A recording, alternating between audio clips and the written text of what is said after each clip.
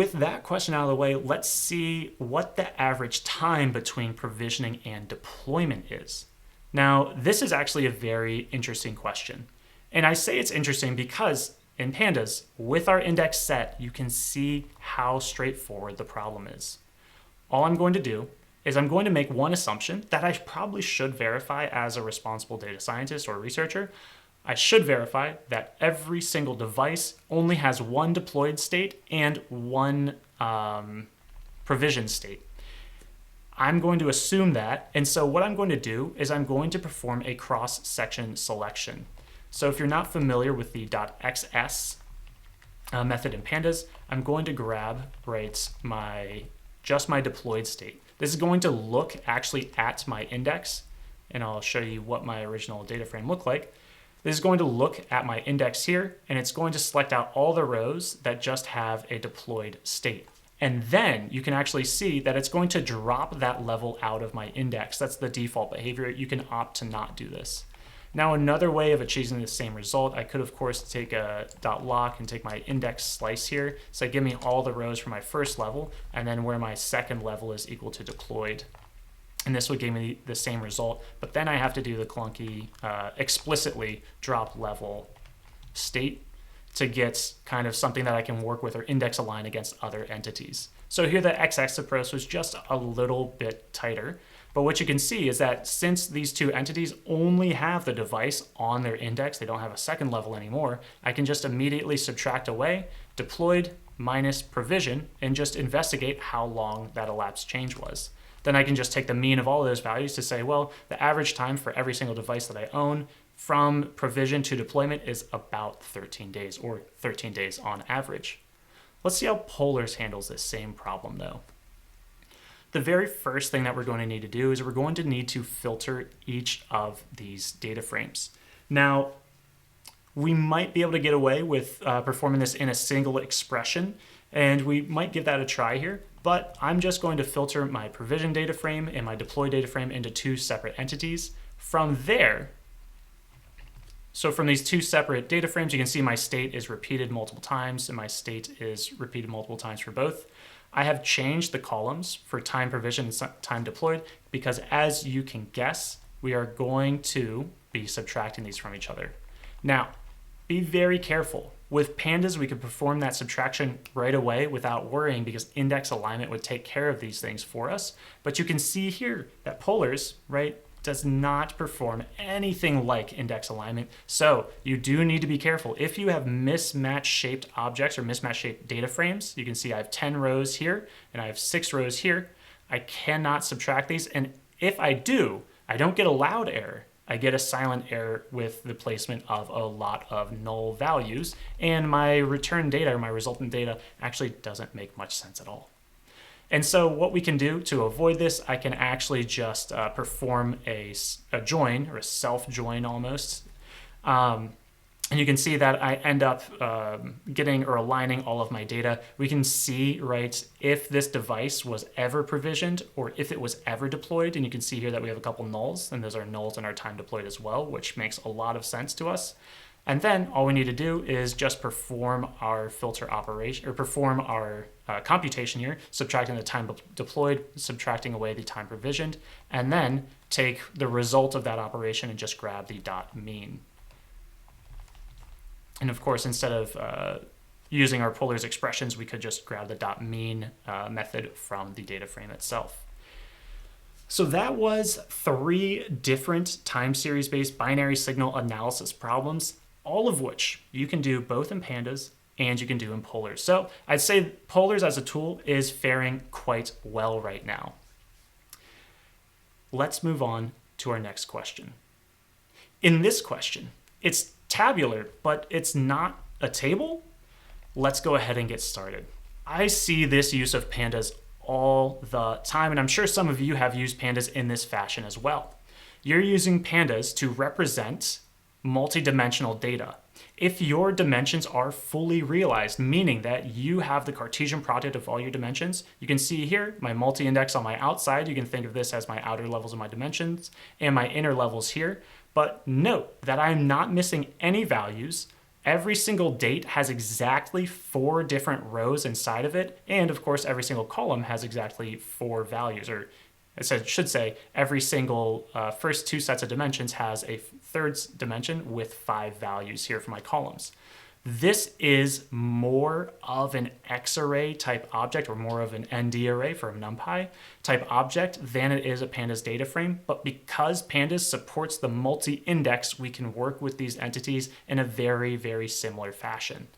Now, because Pandas has this one-to-one transition between DataFrame and NumPy, as long as you're not using the PyArrow backend, we can actually perform a zero copy transformation to a NumPy ND array, and we can perform a reshaping on this.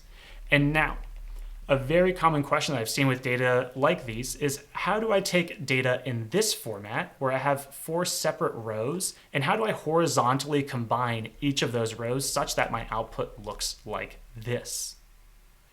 Well, if we were to use just pure pandas, we have a lot of different reshaping operations at our disposal. I can, for example, just unstack my inner level, and that moves a level from my multi-index, the innermost level, up to the column index. And now I have a multi-index on the columns. And you can see here that I almost have the representation that I want just from one operation, but I need a different sortedness. I want to put all of my A's first, and then all of my B's, and then also my C's, and so on and so forth. So all I need to do here is I just swap the levels of my column index, and then I sort my data frame according to that column index.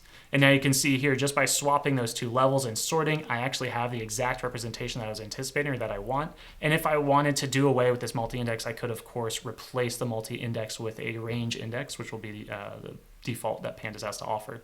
Now, this is a couple steps, and this will work even if I didn't have fully realized dimensions, even if they weren't the complete Cartesian product. But I can actually take a side step. If I know for certain that my dimensions or my data are fully realized, well, I can go ahead, I can turn this data frame into a NumPy ND array, and since I know all of these data are of the same data type, I can actually make a pretty good guess that Pandas is going to store them inside of the same block manager. So this 2 NumPy should not, in most cases, perform a copy. Then, instead of relying on Pandas data manipulation or reshaping operations, I can use the NumPy reshape, and I can say, well, give me as many rows as are in the outer level of my index, and then I want you to, of course, fold all the other rows into my columns. So I'm reshaping from effectively what's going to be a 2x3D structure into just a 2D structure here. I can even go ahead and reconstitute, now that I have my actual data, and I'll just show you what these data look like. I need to go ahead and reconstitute my original data frame. And so I take this NumPy operation, I perform my reshaping, and then I just put it back into a new data frame using the same index or the same index levels as the outer level of my original data frame. And you can see I get the correct answer for this question here. Now, I was thinking this question was going to be tricky for Polars, right? Because a lot of the operations that Polars has will be working down the columns instead of across the columns. But Polars has a trick up its sleeve, and I absolutely love it. One, well, we could use the unstack operation. If we take our Pandas thinking and we try to transition it just directly into Polars one-to-one, we see that, well, you know, this actually looks quite good. It's looking like I'm almost there. And then you realize, wait a minute, well, I want the date column as well. So maybe I just cram the date column into my, oh no. And all of a sudden this doesn't start looking right. We don't want to take our literal Pandas thinking and transition it into Polars thinking. Instead, we need to work with the entities that Polars has and the features that Pandas does not have. And so what I'm going to do is I'm going to use the concat list function in Polars. And just to show you what this data frame looks like before I start working with it, you can see here I have just some columns 0 through 4. These are all my numeric columns. And since we don't have an index in Polars, Polars just adds what was considered an index in my Parquet file, just as 2 separate columns here, my date and my n. And I won't be using those columns too much, but what I can actually go ahead and do is I can create a new column called values. And I can put all of those values into, this isn't a Python list, right? This is a Polars list or a Polars data type here. Now I can work with all of these values seamlessly. If these were numeric, I could take the sum of every single value inside each of these lists. And since this is a fully supported data type in Polars, this is actually going to work quite well, and it's going to work way better than if you had put a list inside of a pandas data frame. Now all I need to do is I'll group by my date, and then I'm going to create an aggregation function that's going to take the values, all those lists, and I'm going to flatten them into a single structure. Now, I have my A0 all the way up to and including my D4 here in my list. And so what I would actually do is, since I'm working with Polars, I would say this is the solution to the problem. We don't necessarily want to display all of these values out into their own columns because they're already in their own list. I could change this to a struct type if I wanted to work with individual values or give them names. I would say that this is the Polars solution to the problem at hand. But if we want to make sure that we very specifically get the exact same output that was expected or was asked of us, as we do with a lot of the consulting work that we do, I will go ahead and I'm going to replace the values column. I'm going to take the list data type or the list data structures and convert them to a struct type. Now the struct type in Polars you can think of as kind of like a column of dictionaries. I don't have any keys on these dictionaries, so Polars is going to make those keys for me. When you're working with a struct type, you can use the .unnest function to then splay each of those struct fields into their own columns. And finally, we'll sort on date just to get the exact same outputs that we had originally, with our years increasing from 2000 up to 2005, and now we have a column for every single entity. So if you are working with Polars, I would absolutely encourage you to lean into both these list and these struct data types for your columns because they are very, very powerful and of course, very, very useful.